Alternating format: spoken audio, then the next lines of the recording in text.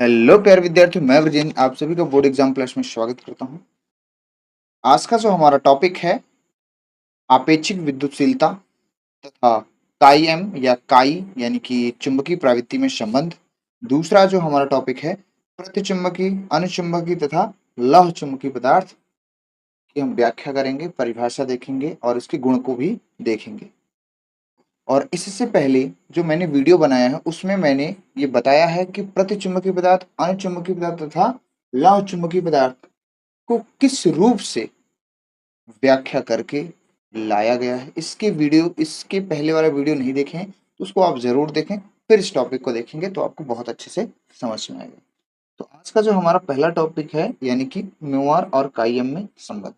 तो हमारे पास है अपेक्षिक चुंबकशीलता और चुंबकीय प्रवृत्ति काईएम या काई में संबंध। इसी संबंध को दूसरी तरीके से कहता है या कहा जाता है, कह सकते हो, एच बी व आई में संबंध। एच क्या है मेरे भाई? आपका एच जो है चुंबकीय तीव्रता है, बी क्या है चुंबकीय प्रेरण है, आई क्या है चुंबकन तीव्रता है। इसीलिए मैं कह रहा हूँ इसके पहले वाला वीडियो जरूर देखें, उसमें मैंने ये सब चीजें बताए हैं। तो आज देखो हम समझते हैं। अब इससे पिछले वाली वीडियो में हमने देखा है या हम लिख सकते हैं वी नो दैट, पिछली क्लास में हम लोगों ने पढ़ रखा है वी नो दैट, यानी अपन लोग जानते हैं कि हमने आपको पढ़ाया है कि जो अपना h है, क्या है h बराबर होता है b बटे म्यू नॉट माइनस आई को हम इधर कर देंगे तो h प्लस आई बराबर b अपान म्यू नॉट होगा। म्यू नॉट का क्रॉस मल्टीप्लाई कर दें तो ये हो जाएगा b बराबर हो जाएगा म्यू नॉट h प्लस आई, ये इतना बन जाएगा। यहाँ पर कौन सी चीजें क्या है बहुत इंपॉर्टेंट है, मैं आपको लास्ट में क्लियर कर दूंगा कौन सी चीज क्या है, फिर भी मैं एक बार बता देता हूँ। यहाँ पर लास्ट में क्या, अभी ये बता देता हूँ। बी आपका चुंबकीय प्रेरण है, पिछली क्लास में हमने बताया है चुंबकीय प्रेरण। म्यू नॉट क्या है सबको पता है, निर्वात की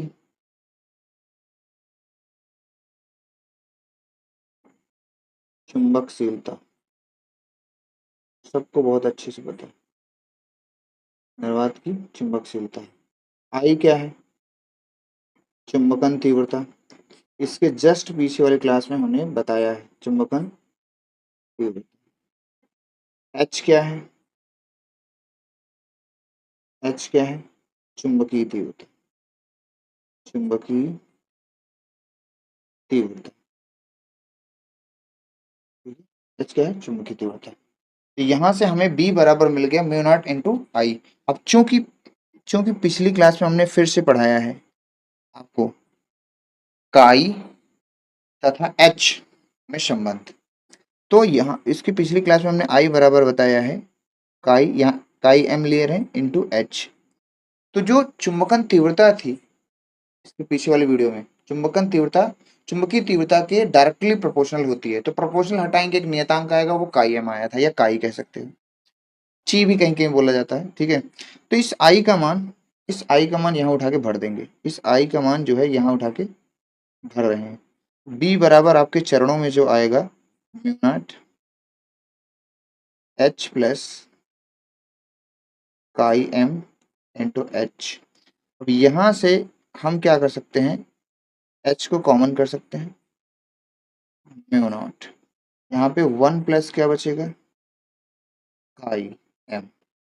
अब इसको तो मुझे छेड़ना ही नहीं है, इसको क्या है छेड़ना ही नहीं, छेड़ना ही नहीं, क्योंकि इससे पीछे एक और चीज आपको बताते हैं, एक और चीज आपको बताए थे कि ये जो म्यू बराबर होता है वो आपको क्या होता है B by H, mu by H यानी चुंबकशीलता। चुंबकशीलता बराबर क्या बताए थे, चुंबकीय क्षेत्र बटे चुंबकीय क्षेत्र की तीव्रता। यहाँ से क्रॉस मल्टीप्लाई कर देंगे तो हमारे पास म्यू बराबर क्या आ जाएगा, सॉरी म्यू बराबर कह रहे हैं और बी बराबर, क्रॉस मल्टीप्लाई करेंगे तो बी बराबर हमारे पास क्या आएगा म्यू एच। और इस म्यू का जो मान है, और सॉरी इस बी का जो मान है वो यहाँ पे हम भरते हैं। भरने पर क्या होगा यहाँ पे, म्यू एच बराबर H mu naught one plus chi M. यहाँ से एच कट गया, म्यू को हम इसके नीचे लाएंगे, थोड़ा सा इसको करते हैं छोटा ताकि एक ही लाइन में आ जाए, क्या मतलब है, ठीक है। ठीक, तो यहाँ से म्यू कट गया, तो म्यू को हम इसको नीचे लाए तो ये हो जाएगा अपना म्यू बटे म्यू नॉट बराबर क्या होगा, वन प्लस, एक मिनट, काई एम। अब आपको एक चीज और बताई गई है, इसीलिए मैं कह रहा हूँ कि पिछली वाली क्लास को याद रखो। ये जो है ना, ये क्या है, ये है चुंबकशीलता। ऊपर वाली चुंबकशीलता, नीचे वाली क्या है, निर्वात की चुंबकशीलता। तो किसी पदार्थ की चुंबकशीलता और निर्वात की चुंबकशीलता को हमने क्या बताया है, म्यू आर, यानी आपेक्षिक चुंबकशीलता। तो यही हमारी चीज क्या है, आपेक्षिक चुंबकशीलता है। यहाँ से हम इसको कह सकते हैं, इसको हम लिख सकते हैं म्यू आर बराबर वन प्लस काई एम। यही हमारा क्या है, निगमन है, यही हमारा निगमन है। या फिर इसको हम ऐसे लिख सकते हैं, म्यू आर वन प्लस काई, एक ही बात है।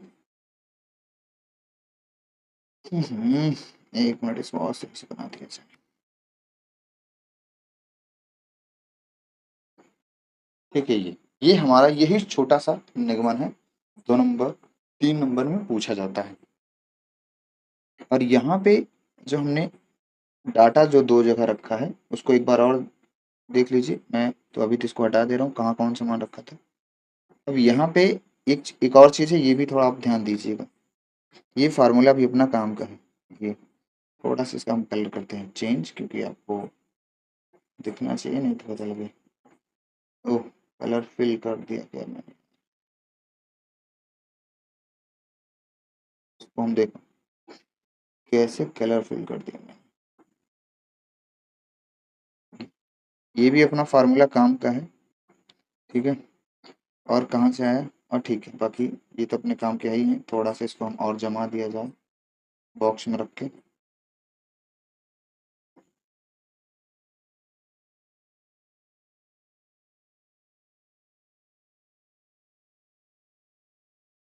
अरे देखो, ये हो जाएगा, ये फार्मूला है अपना, ये फिर ये, ठीक। यही सूत्र का हमें क्या करना है, निगमन करना था हमें। ये 2 छोटी छोटी बातें देखो, पिछले चैप्टर की जो चीजें मैंने बताई है, उसी चीजों का मैंने क्या किया है, उपयोग किया है बस। और कुछ भी यहाँ पे नया नहीं किया गया, कुछ भी नया नहीं किया गया है, ठीक है। और ये चीजें, यानी ये वाली चीज जहाँ रेड चला रहे हैं, और ये वाली चीज, इन 3 चीजों का उपयोग किया गया है, और सूत्र हमारा क्या है, आसानी से निकला, ठीक है। तो नेक्स्ट हम आगे बढ़ते हैं अगले अगले टॉपिक पर। अगला टॉपिक है हमारा प्रतिचुंबकीय पदार्थ, अनुचुंबकीय पदार्थ तथा लौह चुंबकीय पदार्थ। इसके पहले वाले वीडियो में मैंने बताया है कि एक परिनालिका लिया था, थोड़ा सा हम बता देते हैं। एक परिनालिका लिया था मैंने, उसमें हम किसी पदार्थ को ले जाते थे। अगर जब हम चुंबकीय क्षेत्र के अंदर ले जाते थे, तो वो पदार्थ उससे चुंबकीय क्षेत्र से दूर भाग रहा था, उसको हम प्रतिचुंबकीय पदार्थ बोलते थे। जो पदार्थ चुंबकीय क्षेत्र के अंदर प्रवेश कर रहा था, उसको हम क्या बोलते थे, अनुचुंबकीय या लौह चुंबकीय पदार्थ के अंतर्गत लेते थे। तो यही चीज यहाँ पर आप ध्यान से समझें। हमारे पास है, जो है डेफिनेशन क्या है, कि ऐसे पदार्थ जिन्हें चुंबकीय क्षेत्र में रखने पर चुंबकीय क्षेत्र के विपरीत दिशा में, चुंबकीय क्षेत्र के विपरीत दिशा में चुंबकित होते हैं। यानी जिस तरफ चुंबकीय क्षेत्र है उस तरफ नहीं, बल्कि उसके विपरीत दिशा में। यानी इसका मतलब है पदार्थ मेरा क्या है, प्रतिचुंबकीय। पदार्थ मेरा कैसा है, प्रतिचुंबकीय। पदार्थ मेरा कैसा है, प्रतिचुंबकीय। अब प्रतिचुंबकीय पदार्थ जो है वो क्या कर रहे हैं, प्रतिचुंबकीय जो पदार्थ है वो अपना क्या है, दूर भाग रहा है, दूर भाग रहा है, ठीक है। जैसे एग्जाम्पल देखा जाए, अगर हम एग्जाम्पल की बात करें, आप इस तरह भी कह सकते हो कि ऐसे पदार्थ जिन्हें चुंबकीय क्षेत्र में रखने पर थोड़ा सा भी आकर्षण नहीं होता है, उसे प्रतिचुंबकीय पदार्थ कहते हैं। जैसे सर कौन कौन से पदार्थ हैं, जैसे आपका है Cu यानी कॉपर, आपका Ag है चांदी होती है, आपका सोना होता है मेरे भाई Au, ठीक है। नमक हो गया आपका NaCl, ठीक है। और भी बहुत सारी चीजें हैं। जल हो गया आपका H2O, और भी लिख दिया जाए। नाइट्रोजन गैस हो गई N2, और भी लिख दिया जाए। 4-5 नाम आपको याद रखना है। कार्बन हो गया, जिंक हो गया, ETC कर दे रहा हूँ, ETC। ये सभी पदार्थ क्या हैं, चुंबकीय क्षेत्र में रखने पे क्या होता है, चुंबकीय क्षेत्र के विपरीत दिशा में चुंबकित होते हैं, यानी चुंबकीय क्षेत्र जहां है वहां पर नहीं जाते, यानी कि उच्च चुंबकीय क्षेत्र से निम्न चुंबकीय क्षेत्र की ओर आते हैं। तो ऐसे पदार्थों को हम लोग क्या बोलते हैं, प्रतिचुंबकीय पदार्थ, ठीक है। दूसरा देखिए, अनुचुंबकीय पदार्थ। अनुचुंबकीय पदार्थ यानी ऐसे पदार्थ, कैसे, ऐसे पदार्थ, ऐसे पदार्थ जिन्हें चुंबकीय क्षेत्र में रखने पर, ऐसे पदार्थ जिन्हें चुंबकीय क्षेत्र में रखने पर चुंबकीय क्षेत्र के दिशा में थोड़ा सा, कितना, थोड़ा सा आकर्षण होता है, बहुत ज्यादा नहीं, थोड़ा सा आकर्षण होता है या थोड़ा सा चुंबकित होते हैं, ऐसे पदार्थों को हम लोग क्या बोलते हैं, अनुचुंबकीय पदार्थ। जैसे एग्जांपल क्या है हमारे पास, देखिए इसका एग्जांपल क्या है। जैसे हम कह सकते हैं, जैसे हम क्या कह सकते हैं कि हमारे पास जैसे मान लीजिए भाई है, प्लेटिनम है, Pt है, क्रोमियम है, Cr, क्रोमियम, Cr, ठीक है। ये सब पदार्थ आपके क्या है, ये सब क्या है, पदार्थ आपके क्या है, एल्यूमिनियम होता है, ठीक है, मैग्नीज होता है, ठीक है। तो 2-3-4 एग्जांपल आपको पता होने चाहिए, 2 एग्जांपल कम से कम तो आता ही आता है, ठीक है मेरे भाई। कॉपर सल्फेट हो गया, ऑक्सीजन हो गया, ऑक्सीजन हो गया, CuSO4 हो गया, ETC, ETC, 2-3 एग्जाम्पल आपको पते होने चाहिए, क्योंकि जब अंतर आएगा तो आप अंतर स्पष्ट कर पाएंगे। अगला जो है हमारा बहुत इंपॉर्टेंट है, तीसरा, कि लौह चुंबकीय पदार्थ। ऐसे पदार्थ जिन्हें चुंबकीय क्षेत्र में रखने पर चुंबकीय क्षेत्र के दिशा में प्रबल रूप से, यानी बहुत जल्दी से, तुरंत आकर्षित हो जाते हैं, चुंबकित हो जाते हैं, ऐसे पदार्थ को हम लोग क्या बोलेंगे, लौह चुंबकीय पदार्थ। एग्जाम्पल के लिए इसमें क्या है, एग्जाम्पल के लिए इसमें क्या है मेरे भाई, पहला लोहा, क्या होता है, लोहा, यानी Fe कह सकते हो, लोहा को हम लोग क्या बोलते हैं, Fe। दूसरा क्या कह सकते हैं, कोबाल्ट कह सकते हैं, कोबाल्ट कह सकते हैं, CO, कोबाल्ट कह सकते हैं, क्या निकिल कह सकते हैं, क्या कह सकते हैं, निकिल, लोहा कोबाल्ट निकिल, ठीक है। ये जो है अपने खास, ये अपने क्या है, खास लौह चुंबकीय पदार्थ हैं, ETC। ये 3 इंपॉर्टेंट लौह चुंबकीय पदार्थ हैं, फेरस, कोबाल्ट, निकिल। ये 3 अपने फेमस चुंबकीय पदार्थ हैं, लौह चुंबकीय पदार्थ हैं। इनको चुंबकीय क्षेत्र में रखा जाता है, तुरंत क्या हो जाते हैं, वो आकर्षित हो जाते हैं। जो थोड़ा से आकर्षित होंगे चुंबकीय क्षेत्र में वो अनुचुंबकीय होंगे, जो ज्यादा आकर्षित होंगे वो लौह चुंबकीय होंगे, जो बिल्कुल आकर्षित नहीं होंगे चुंबकीय क्षेत्र में उसमें हम लोग क्या बोलेंगे, प्रतिचुंबकीय पदार्थ। क्या इसमें अंतर स्पष्ट कर पाएंगे, पहला अंतर तो यही है तीनों का। तीनों का अंतर क्या है, परिभाषा का अंतर है, एग्जाम्पल का भी अंतर है। अब हम इसके थोड़े थोड़े 2-3-4 गुण पढ़ लेते हैं, क्योंकि ये गुण के लिखने के लिए भी आता है। तो इसकी जो पहली प्रॉपर्टी है, गुण, पिछली क्लास में हमने बताया है, तो पिछली क्लास देखना बहुत जरूरी है। पिछली क्लास को देखना क्या है मेरे भाई, बहुत ज्यादा जरूरी है, क्या है, बहुत ज्यादा जरूरी है, ठीक है। हमने पिछली क्लास में बताया था पहली चीज, पहला कि, पहला क्या, पहला ये है कि ये जो आपका प्रतिचुंबकीय पदार्थ है, इनका जो चुंबकीय आघूर्ण होता है, इनका बोले तो प्रतिचुंबकीय पदार्थ, इनका चुंबकीय, चुंबकीय द्विध्रुव आघूर्ण, आघूर्ण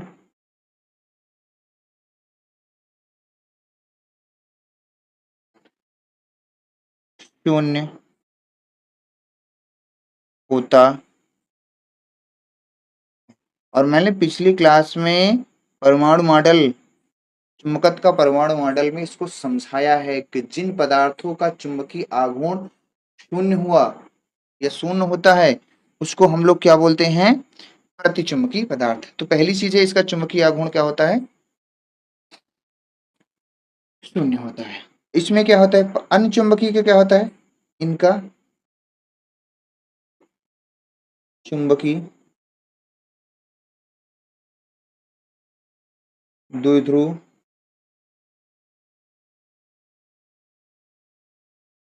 आघूर्ण शून्य, चुंबकीय द्विध्रुव आघूर्ण ऐसे लिखते हैं, चुंबकीय द्विध्रुव आघूर्ण m not equal to zero, मतलब इनका चुंबकीय आघूर्ण जीरो नहीं होता है। फिर तीसरे में चलें, लव चुंबकीय पदार्थ का ये क्या होता है, इनका भी, इनका बोले तो लव चुंबकीय पदार्थ, इनका चुंबकीय द्विध्रुव, इनका भी, या इनका भी लिख सकते हो, इनका चुंबकीय द्विध्रुव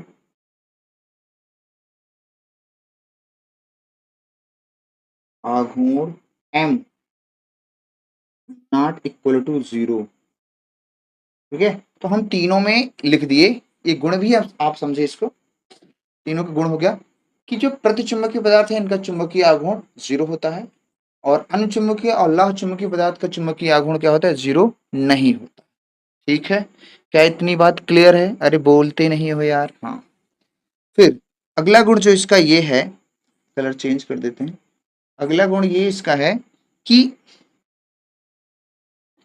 इसकी चुंबकीय प्रवृत्ति, इसकी बोले तो प्रतिचुंबकीय, इसकी चुंबकीय प्रवृत्ति, चुंबकीय प्रवृत्ति, इसकी चुंबकीय प्रवृत्ति, इसकी बोले तो प्रतिचुंबकीय पदार्थ की, इसकी चुंबकीय प्रवृत्ति ऋणात्मक होती है, ऋणात्मक होती है। जो चुंबकीय प्रवृत्ति काई है वो कैसी होती है, ऋणात्मक होती है। सर फिर इसका बताइए, सर फिर इसका बताइए, किसका, अरे किसका जानना है रे बाबा, किसका जानना है, इसकी चुंबकीय प्रवृत्ति सेम ऐसी है, इसकी चुंबकीय प्रवृत्ति,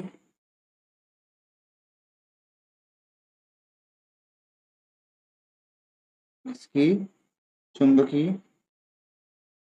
प्रवृत्ति, इसकी चुंबकीय प्रवृत्ति क्या होती है, धनात्मक होती है, धनात्मक,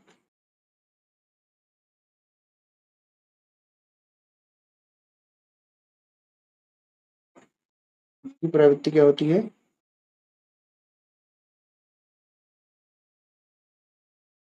धनात्मक होती है, यानी कि धनात्मक होती है लेकिन बहुत कम, धनात्मक एवं जो काई होता है उसका जो मान है, काई तो अच्छी बन जाए, अप्रोक्सीमेट एवं काई, इसका क्या होता है, एक, धनात्मक होता है लगभग एक के बराबर। इसका जो है तीसरे वाले लव चुंबकीय पदार्थ का, इसकी चुंबकीय प्रवृत्ति, इसकी चुंबकीय जो प्रवृत्ति है, इसकी चुंबकीय प्रवृत्ति, इसकी चुंबकीय प्रवृत्ति बहुत अधिक, इसकी चुंबकीय प्रवृत्ति क्या होती है, बहुत अधिक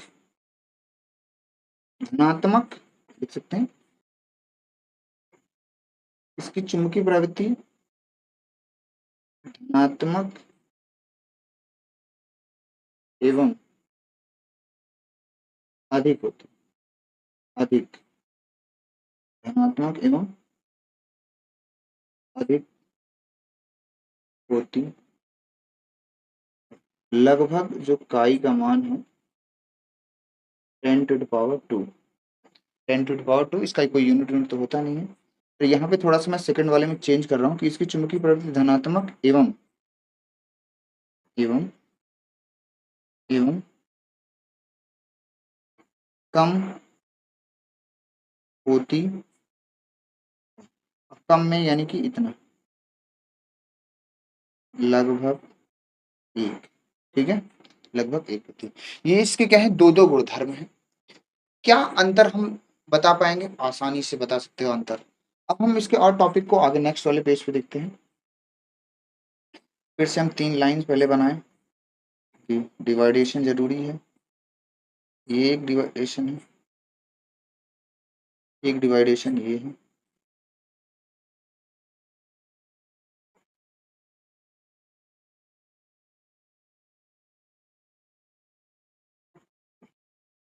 थोड़ा सा,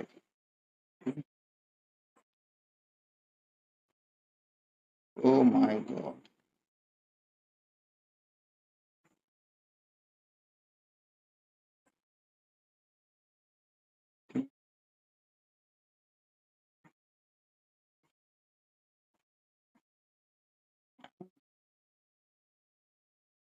ठीक, तो इसमें हम क्या कर सकते हैं, तीसरी बात ये लिख सकते हैं,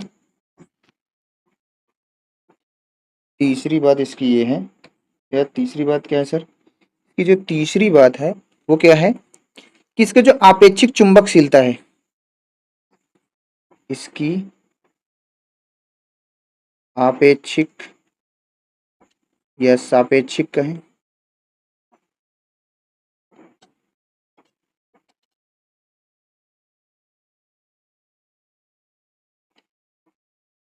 इसकी आपेक्षिक चुंबकशीलता यानी म्यू, ओ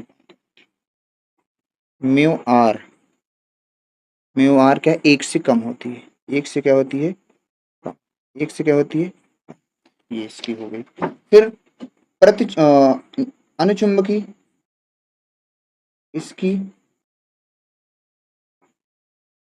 चुंबकीय अपेक्षिक इसका चुंबकीय, इसकी अपेक्षिक चुंबकशीलता, इसकी अपेक्षिक चुंबकशीलता यानी अनुचुंबकीय पदार्थ की म्यू आर, म्यू आर क्या होता है, oh my god, mu R एक से बड़ा होता है, एक से बड़ा होता है। इसकी क्या होती है चुंबकशीलता, लौह चुंबकीय पदार्थ की, लौह चुंबकीय पदार्थ की अपेक्षिक चुंबकशीलता अपनी होती है mu R is greater than one, यानी एक से थोड़ा सा बड़ी होती है, वो एक से थोड़ा सा बड़ी होती है, वो एक से थोड़ा ज्यादा बड़ी होती है, कौन, लौह चुंबकीय पदार्थ की। एक और प्रोसेस लिख देता हूं, अगला क्या है, इसका क्या हो सकता है, इसका क्या हो सकता है, और भी बता सकते हो कि कौन कौन सी चीजें हैं, कि ताप, ताप की बात करें, ताप की बात करें तो ताप इसका एक पॉइंट पर निश्चित रहता है। जैसे हम ग्राफ की हेल्प से देखें, ग्राफ के हेल्प से देखें, तो अगर हम ताप, ताप हम देख रहे हैं, ताप बड़ी काम की चीज है, इंपॉर्टेंट है मेरे भाई, ये 2 बार बोर्ड में आया है, ये वाली चीज मैं इंपॉर्टेंट दे रहा हूँ, क्योंकि अभी मैं जो क्वेश्चन 2025 में आया है इसी से रिलेटेड वो करा रहा हूँ। ताप हम देख रहे हैं, ताप का गुण देख रहे हैं, ठीक है।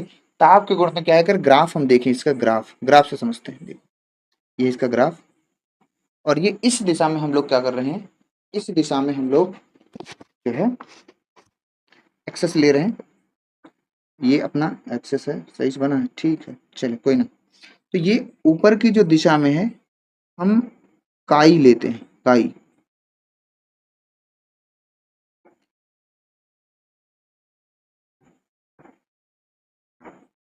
काई, काई बोले तो चुंबकीय प्रवृत्ति, और ये इसका मूल बिंदु है, और नीचे जो होता है ना, चुंबकीय प्रवृत्ति लेते हैं लेकिन माइनस में, चुंबकीय प्रवृत्ति काई लिखो या काई एम, ठीक है। तो यहाँ पर क्या होता है, एक थोड़े से ताप पर जब पॉजिटिव होता है, तो यहाँ पर जब चुंबकीय प्रवृत्ति का कुछ मान होता है, चुंबकीय प्रवृत्ति का कुछ मान होता है, तो यहाँ पर प्रति चुंबकीय पदार्थ का, प्रति चुंबकीय पदार्थ का जो ताप है वो कैसा है, नियत, जो ताप है कैसा है, नियत होता है, ताप कैसा होता है, टेम्परेचर अपना क्या है, नियत होता है, ठीक है। इस वाले में देखिए, इसमें क्या है, इसमें क्या है, इसमें ग्राफ देखा जाए तो ये हमारा टेम्परेचर है, ये हमारा क्या है, टेम्परेचर है, और ये हमारी क्या है, चुंबकीय प्रवृत्ति। तो चुंबकीय जो प्रवृत्ति है, यहाँ लिख देंगे क्यूरी ताप के नियम से, क्यूरी ताप का नियम क्या है, क्यूरी ताप के नियम से, क्यूरी ताप के नियम से, यहाँ पे ये जो काई है ना, काई, वो इन्वर्सली प्रोपोर्शनल होती है 1/t के। इन्वर्सली प्रोपोर्शनल होती है क्या है 1/t के। तो यहाँ से हम इसको ऐसे लिख सकते हैं, डायरेक्टली प्रोपोर्शनल t के पावर -1, t के पावर -1। आपसे पूछा गया है 2025 में सेट नंबर 1 और सेट नंबर 7 में ये प्रश्न आया हुआ है ऑप्शनल वाले क्वेश्चन में, कि जो अनचुंबकीय पदार्थ की चुंबकीय प्रवृत्ति समय के सापेक्ष कैसे बदलती है। तो ऑप्शन में ये वाला हमें टिक करना था, ऑप्शन में हमें क्या करना है, ये वाला टिक करना है। यानी हम चुंबकीय अनचुंबकीय पदार्थ का ताप बढ़ाएंगे तो उसकी चुंबकीय प्रवृत्ति क्या हो जाएगी, घटने लगेगी। यानी इसका जो ग्राफ है कुछ इस तरह से, इसका जो ग्राफ है इस तरह से होगा। तो यहाँ पे जो अपनी काई है वो इन्वर्सली प्रोपोर्शनल क्या होती है, टी के। इन्वर्सली प्रोपोर्शनल क्या होती है, टी के। यानी ताप बढ़ाने पर चुंबकीय प्रवृत्ति क्या हो जाएगी अपनी, कम हो जाएगी। ताप कम होगा तो चुंबकीय प्रवृत्ति क्या हो जाएगी, बढ़ जाएगी, बढ़ जाएगी, बढ़ जाएगी। क्या इतनी बात क्लियर है, क्या इतनी बात क्लियर है। एक और चीज आपको बताते हैं, फिर से एक ग्राफ के द्वारा, इसमें भी एक ग्राफ के द्वारा हम समझेंगे। इसमें भी हम क्या करेंगे, ग्राफ के द्वारा समझेंगे। यहाँ पे अपना क्या है, चुंबकीय प्रवृत्ति है। यहाँ पे अपना क्या है, चुंबकीय प्रवृत्ति है ऊपर की ओर। ताप का प्रभाव देख रहे हैं, सबको पता है ये ताप है। तो यहाँ पे जो ग्राफ है इसका कुछ पहले ऐसे करता है फिर ऐसे। तो यहाँ पे इस वाले मान पे, इस वाले मान पे, इस वाले मान पे क्यूरी ताप का टेम्परेचर टीसी होता है, टीसी। और यहाँ पे इसके नीचे का जो भाग है ना, ये अनुचुंबकीय पदार्थ है, अनुचुंबकीय पदार्थ। और ऊपर वाला जो हिस्सा है, ऊपर वाला हिस्सा है ये वाला लौह चुंबकीय पदार्थ, लौह चुंबकीय पदार्थ। क्या है, लौह चुंबकीय पदार्थ। क्या है, लौह चुंबकीय पदार्थ। ठीक है, क्या इतनी बात क्लियर हो रही है, क्या इतनी बात क्लियर हो रही है। अरे बोलते नहीं यार। और ये क्या होता है, यहाँ पे जो काई है, यहाँ पे क्यूरी वेस का नियम लगता है, क्यूरी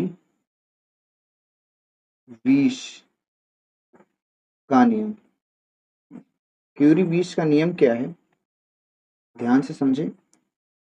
यहाँ पे जो काई है वो डायरेक्टली प्रोपोर्शनल होती है one by T minus T C, T minus T C, T minus T C. T क्या है, रियल का टेम्परेचर है, और टी सी क्या है, क्यूरी, एक क्यूरी ताप पर क्या है, टेम्परेचर है, क्यूरी ताप। और क्यूरी का नियम क्या है कि अनचुंबकीय पदार्थ जो है वो ताप के क्या होता है, समानुपाती होता है। तो मेरे भाई याद रखना है कि एक नियत मान पर जब काई का मान कुछ होता है तो ताप क्या होता है, नियत रहता है। तो उसमें प्रतिचुंबकीय पदार्थ क्या होता है आपका, नियत रहता है। यानी ताप बढ़ाने पे वैसे का वैसे बना रहता है। लेकिन दूसरे में क्या है कि ताप में अगर हम इंक्रीज करेंगे, ताप को क्या करेंगे, अगर यहाँ पे हम ताप को इंक्रीज करते हैं तो चुंबकीय जो प्रवृत्ति है वो कैसी हो जाएगी, डिक्रीज हो जाएगी। यहाँ भी ऐसा ही है, अगर यहाँ प्रोपोर्शन हटाएंगे तो मेरे भाई यहाँ पे एक नियतांक आएगा सी, और सी बराबर क्या होगा, T minus T C, T minus T C. तो यहाँ पे जो परिवर्तन हो रहा है, यहाँ पे जो परिवर्तन हो रहा है, यहाँ पे क्या है, जो परिवर्तन हो रहा है वो किसके अकॉर्डिंग हो रहा है, क्यूरी बीस के नियम, क्यूरी बीस के नियम से। ठीक है, तो यहाँ पे थोड़ा सा क्या है वो ध्यान देना है मेरे भाई। मेरे हिसाब से अब आप अंतर स्पष्ट कर पाएंगे। अगर अंतर मैं लिखवाऊं तो बहुत सारे अंतर हैं, बहुत सारे अंतर हैं। कि प्रतिचुंबकीय जो पदार्थ है, प्रतिचुंबकीय पदार्थ है इलेक्ट्रॉन की अच्छी गति के कारण होता है, और जो अनचुंबकीय पदार्थ है इलेक्ट्रॉन के चक्रण के कारण होता है, और जो लौह चुंबकीय पदार्थ है डोमेन के निर्माण से होता है। ठीक है, और भी बता सकते हैं, इसका सिद्धांत बताया जाए तो प्रतिचुंबकीय पदार्थ इलेक्ट्रॉन के सिद्धांत पे काम करता है, अनचुंबकीय पदार्थ इलेक्ट्रॉन के सिद्धांत पे काम करता है, जो लौह चुंबकीय पदार्थ है वो क्या है, डोमेन के सिद्धांत पे काम करता है। इस तरह से हम ढेर सारे टॉपिक्स लिख सकते हैं, ढेर सारा अंतर लिख सकते हैं। जब भी हमारे बोर्ड में आएगा तो तीन बस यही कहेगा, प्रतिचुंबकीय या अनचुंबकीय पदार्थ में अंतर लिखिए, या फिर कहेगा प्रतिचुंबकीय, अनचुंबकीय तथा लौह चुंबकीय पदार्थ किसे कहते हैं, उदाहरण दे के समझाइए, या फिर इन तीनों में क्या है, अंतर स्पष्ट कीजिए। इतना ही मेरे भाई आएगा, इतना ही मेरे भाई आएगा। बहुत ही आसान है, आप आराम से कर सकते हैं, कोई दिक्कत वाली बात नहीं है। मैं इसको इसी पे छोड़ रहा हूँ। तो आज के लिए मेरे भाई बस इतना है, बाकी हम नेक्स्ट वीडियो में मिलेंगे प्रत्यावर्ती धारा के साथ। ये वाला चैप्टर हमारा खत्म है, तो छठवां चैप्टर मैंने पढ़ा दिया है पूरा, सातवां मुझे पढ़ाना है। I hope you clear.